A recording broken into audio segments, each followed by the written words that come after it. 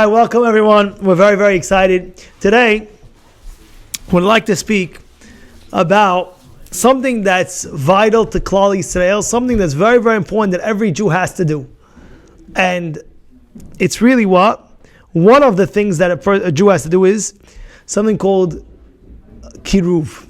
Now I'm going to explain through the Parashat why and how do we see that it's so vital.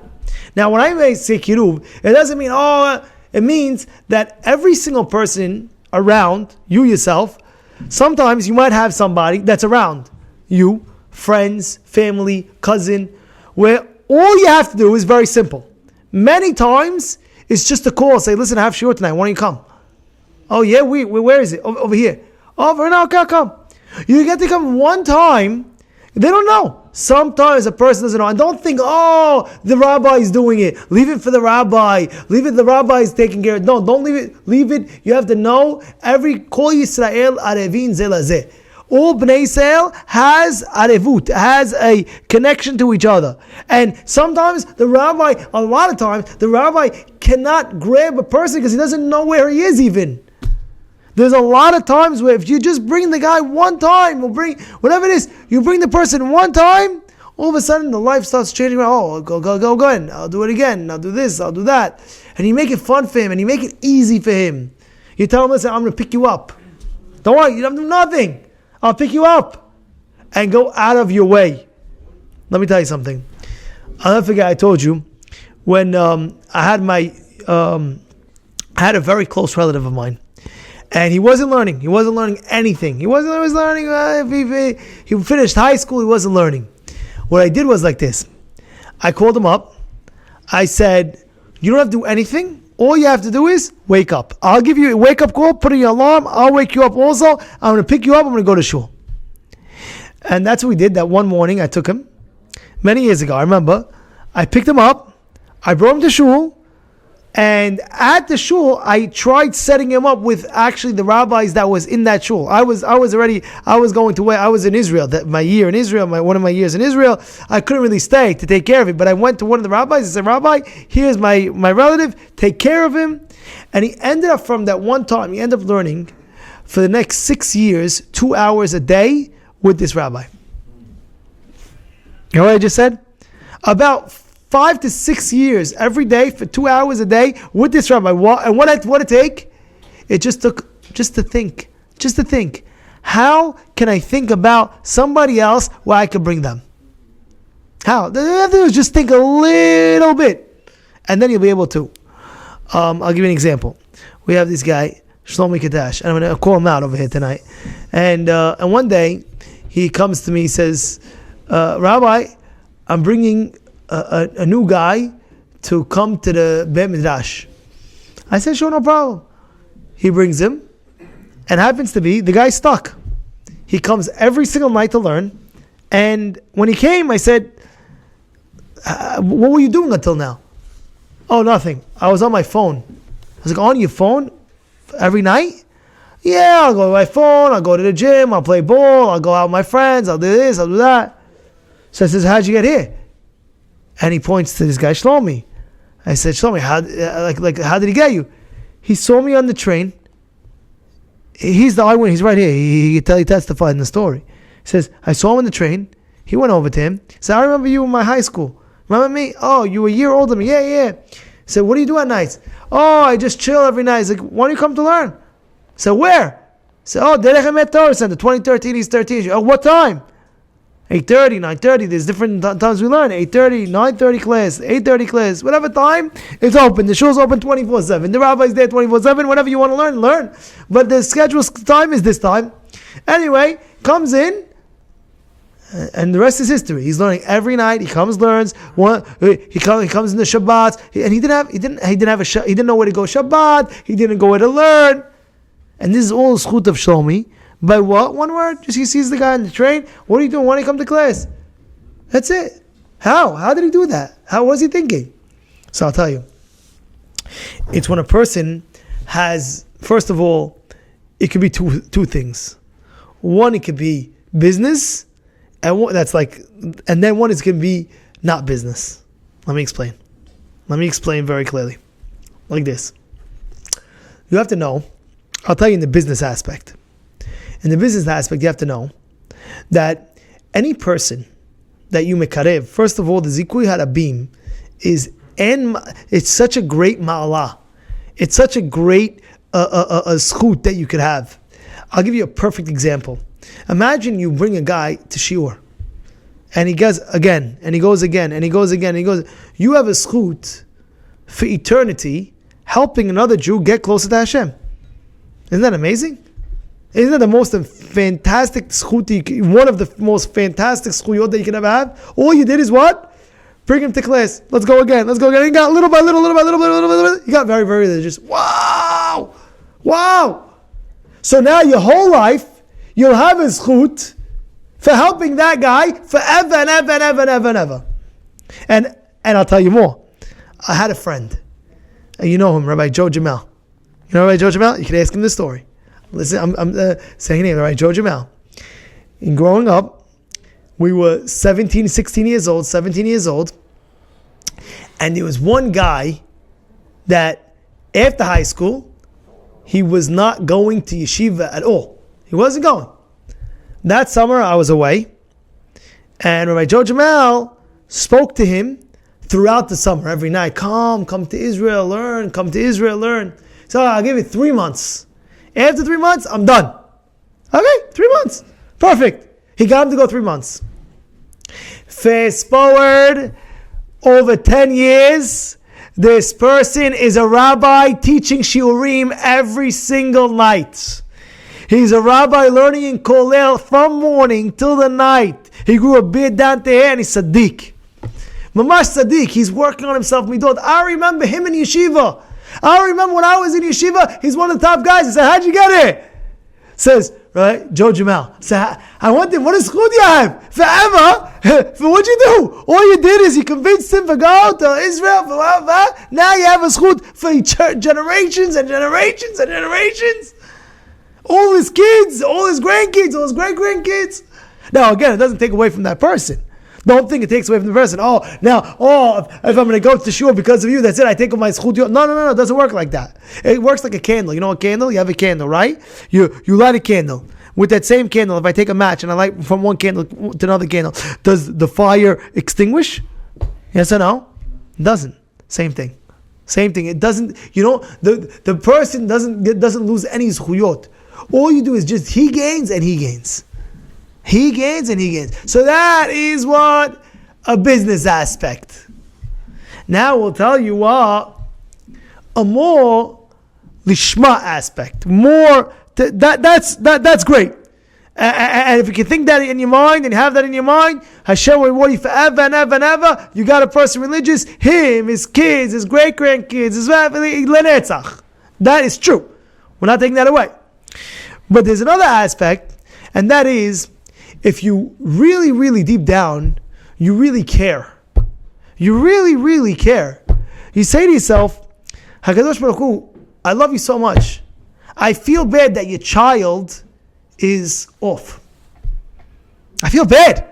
It bothers me. It just bothers me. I feel very bad, and I'm going to do something about it, and I'm going to help this person go on. I'll give you a perfect example. When we first opened Derech Emet, the first night we opened, the Rabbi Shaul Kassin came to speak. I'll never forget what he said. He said, imagine, this is what he said. Imagine right now, there's a child that got kidnapped. And there's news reporters all over the place. Oh, missing child, missing kid. Imagine. Imagine it's 1,000,000 times. You brought me, your kid, your son, whoever it is. What? Can't imagine. All of a sudden, they're looking for a month. Please find my child. 2 months, 6 months, 3 years, 10 years. Find my child. Please find my child. Finally, 10 years later, you come to the father and mother. You say, is this your kid? What would the parents do as a reward for this person who found their child? What would they do? Anything in the world? Anything in the world. Kipiti, yeah. Like whatever he says goes. Whatever you want, I give you. That's what the Gemara says. Now imagine now you go ahead. There's a kid a person is kidnapped from the Yetzirah. This is what my class is saying. Imagine right now, there's a child out there. He's kidnapped from the Yetzirah. He doesn't know. He's kidnapped. This is what he said. Exact words. He's kidnapped from the Yetzirah. Quote. Kidnapped from the Yetzirah. And now you go ahead. Here, come class. Come here, shiurim. Oh, by the way, I heard this crazy, awesome shiur. Just listen to it. Hey, give him that. Bring him that. What? What would Hashem give you? Anything you want. Open checkbook. He has his signature. Write whatever number you want. That's the honest truth. That's the honest truth. Hashem, wow! But how do we do that? When we feel for it. When we feel for HaKadosh Baruch Hu. When we really feel that, oh, Hashem, I feel for you. I want all your children back. And don't think, oh yeah, we have so many yeshivot and so many shuls and so many. Don't think, oh, it's all taken care of. No, it's not true. The more you think, I also thought, wow, doesn't work like that. There's always a relative, there's always a friend, there's always this, there's always that, and you could be very convincing, and you could be very, very luring to pull them in. You could tell them, listen, I'll take you out for the most fanciest dinner in your life. Whatever you can imagine, I got you. But what? Come to me class 2 times a week on me. Or what? 1 time come. Just do it. Why not? You know what best investment that is? And then he comes. Whoo, you hear what's going on over here?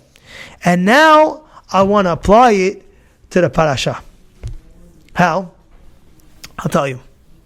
If you look in Parashat Vayakhel, it says Moshe is grabbing Vayakhel Moshe. He gathers all Bnei Yisrael. Vayomer alehem ele hadavarim. This is what Hashem wants. What is he gathering them in for? To what? To do what? To build the Mishkan. But right, the second he gathers them in, he doesn't say go build the Mishkan. You know what he says? Sheshet yamim ta'aseh melacha ubayom hashvi'i en lachem kodesh Shabbat Shabbaton. And then he speaks about the Mishkan.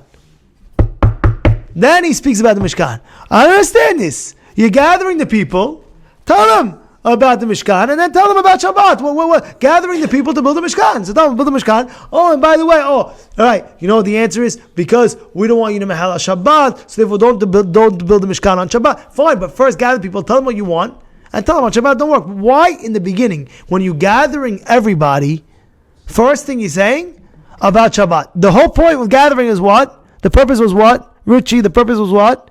Gathering for what? Mishkan. To build a Mishkan. But why are you speaking about Shabbat right now?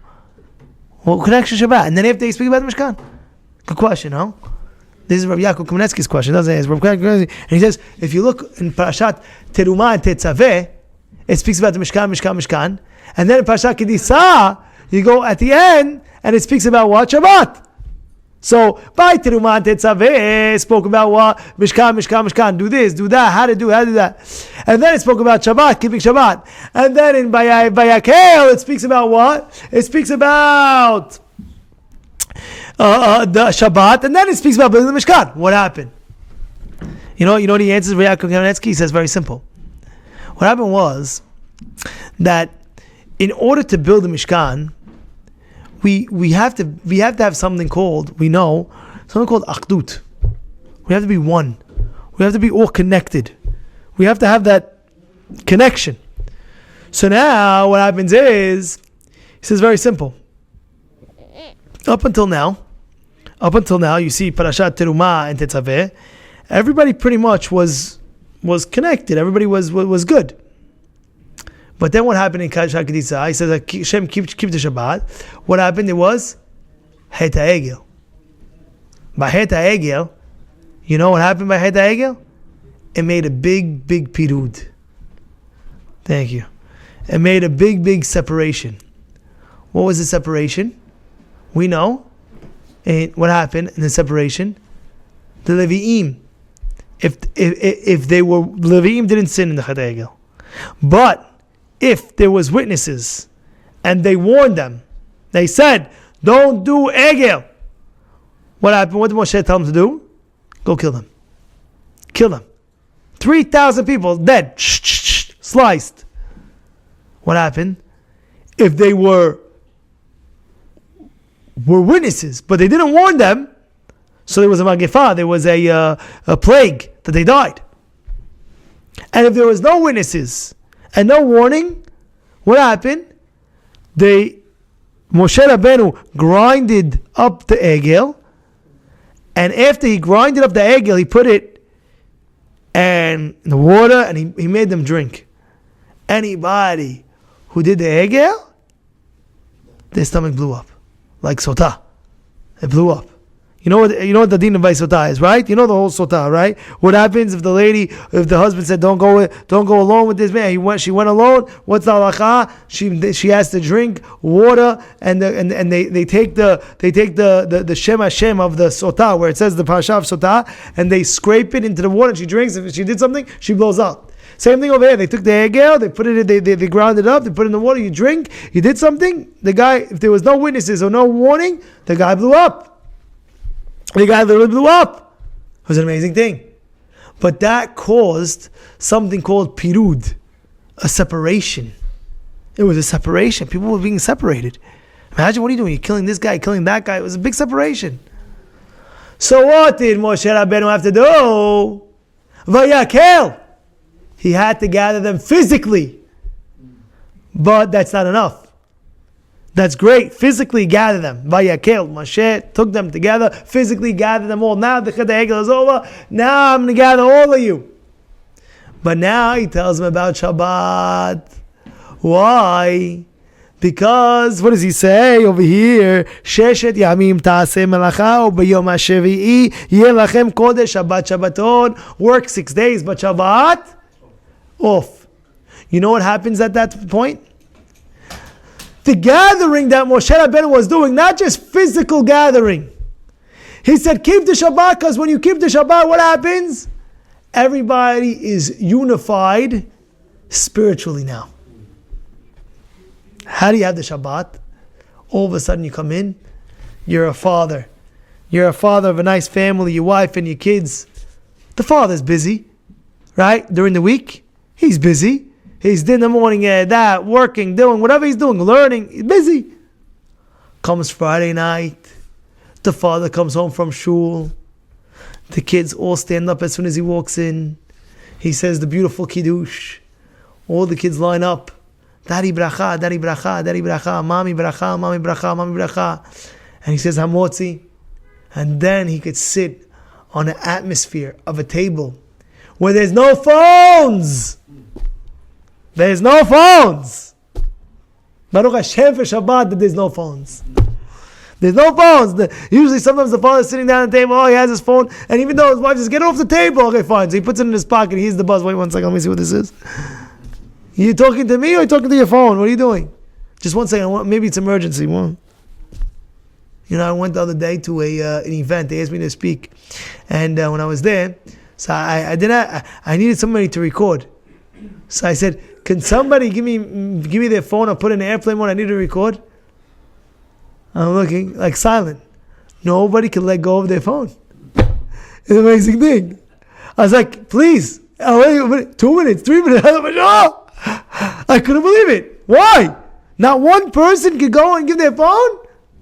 No, maybe I'm gonna get a phone call. Maybe I'm gonna get it's like dopamine. It's like a drug. Like dopamine goes into the brain. Oh wait, the second he sees, if you see that flash or a ring or a buzz or how you have a click. Oh my goodness, maybe what happened? Somebody needs me. What happened? What is it saying? And then you realize, some scam. Like, oh man, why did I pick it up? Oh, I didn't even open up the message.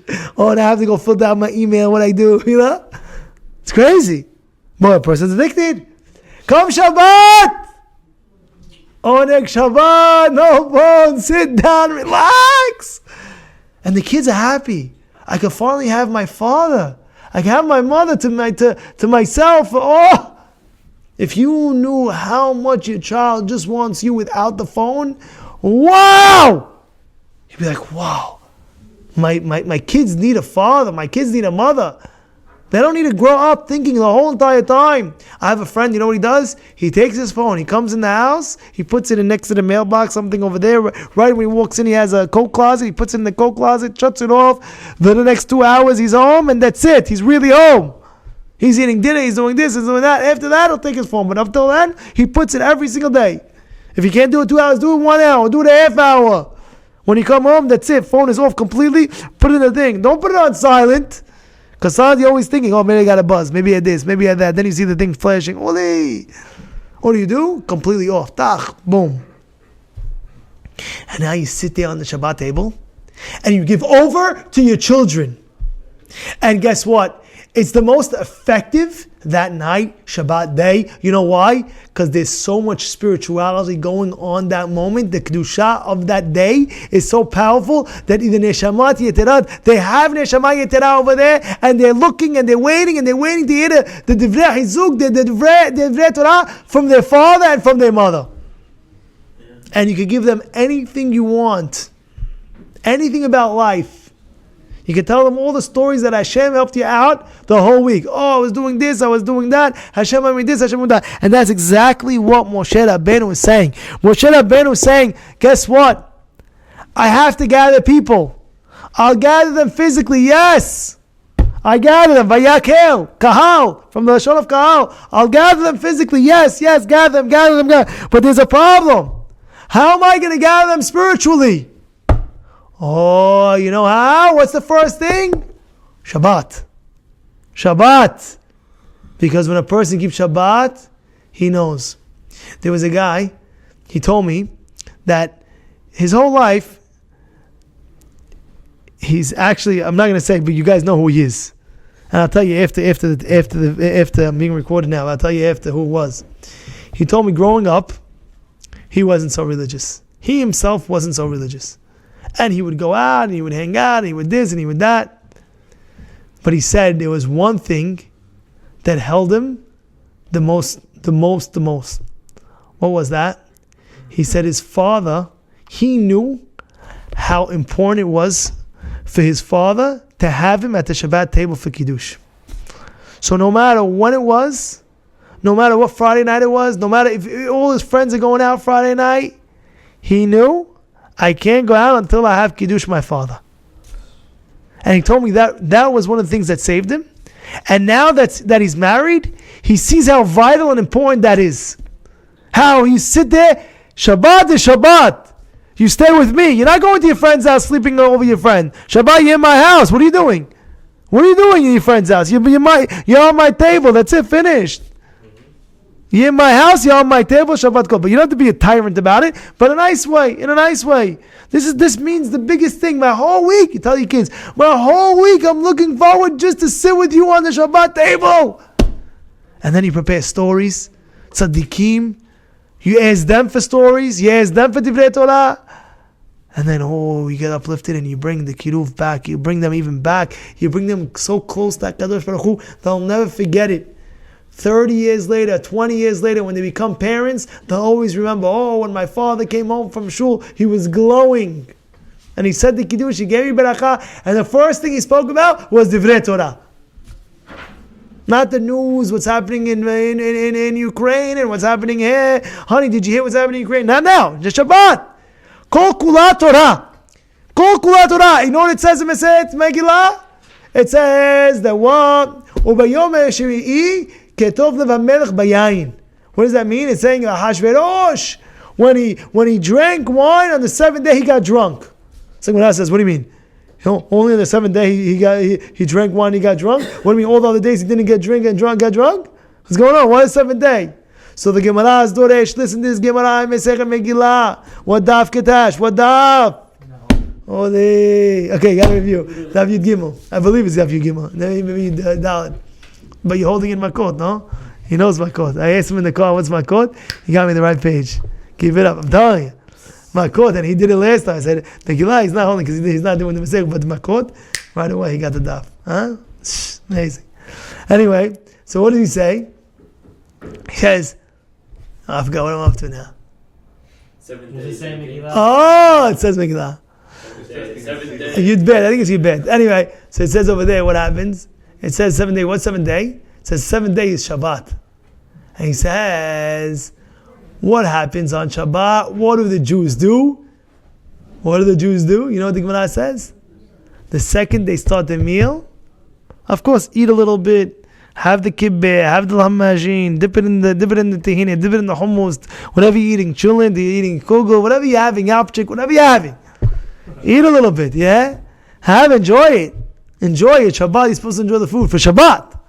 Right? Yeah, enjoy it. Supposed to enjoy it. You don't know how much orot comes down on Shabbat. You don't know how much orot. The Ben Ish Chai says, I believe it's in Shemot, the Parashat Shemot in the beginning, I forgot exactly where. Ben Ish Chai says it's facts that if a person learns on Shabbat, it gives the power in Shamayim 1,000 times more during the week. You know what I just said? A person learns Torah on Shabbat, it's 1,000 power, times it by 1,000 power, it does during the week. Yeah! You hear what I said? It's a crazy thing. There was one rabbi, he went to another rabbi in Sfat about 100 years ago. I heard this firsthand from this rabbi's grandson who's 75 years old now. The big rabbi is Rabbi Yosef Shemueli's, I believe it's his grandfather, who spoke to a big Mikubal in Sfat many years ago. Listen what happened, 150 years ago. Listen what happened. He told him every Shabbat, he goes to the Kotel, and he prays, and he does Tehillim, he does that, he does that. He said, how long of a walk it is? Yeah, it's a far walk. From my house, it's a very far walk. He said, I want you to stop, go every Friday with a car back and forth, and Shabbat you sit and learn. You know what it is? It's 1,000 times powerful in Shamayim. You know what that is? Sit and learn. Don't waste time on Shabbat. Learn. You have an neshama yetera. You have extra kedusha. You sit and you learn more and more and more. That's Shabbat. That's Shabbat kedusha. You build it into your neshama. And now what is he saying? That's the time it says over here. And that's exactly the reason why. What does he say? He says, how do you bring the people? How's the best time to get a person b'tshuva? One of the best times is with food. With food. Sit there, give him a nice glass of wine, chavod, come to my house, let's talk, let's schmooze. What do you like? Hey, you like this? I got you special desserts for you. Wow, what a dessert. Thank you for thinking of me. Oh, by the way, I know you like this item. This is for you. Wow. So all of a sudden you talk to him. It opens it up.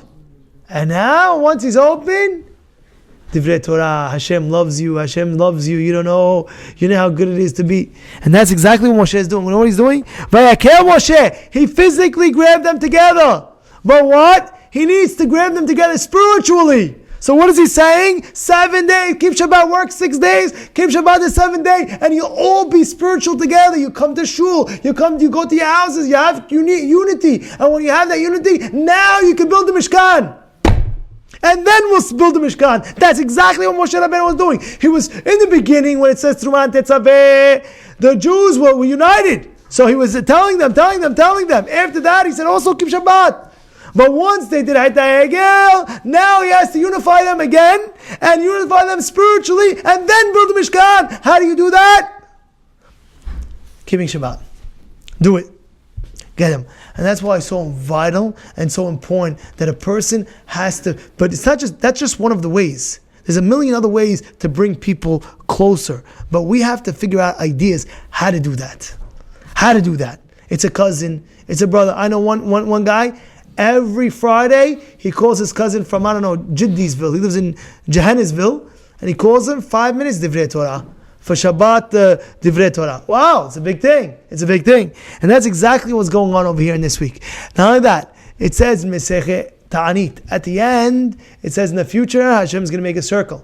And what is that circle? In Olam Haba, they're going to make a circle. And everybody's saying, Zeh Hashem kivinu lo, Zeh Hashem kivinu lo. This is the Hashem that we want. This is the Hashem. Everybody's going to point to, this is my Hashem. It says, what happens if you take one guy out of the circle?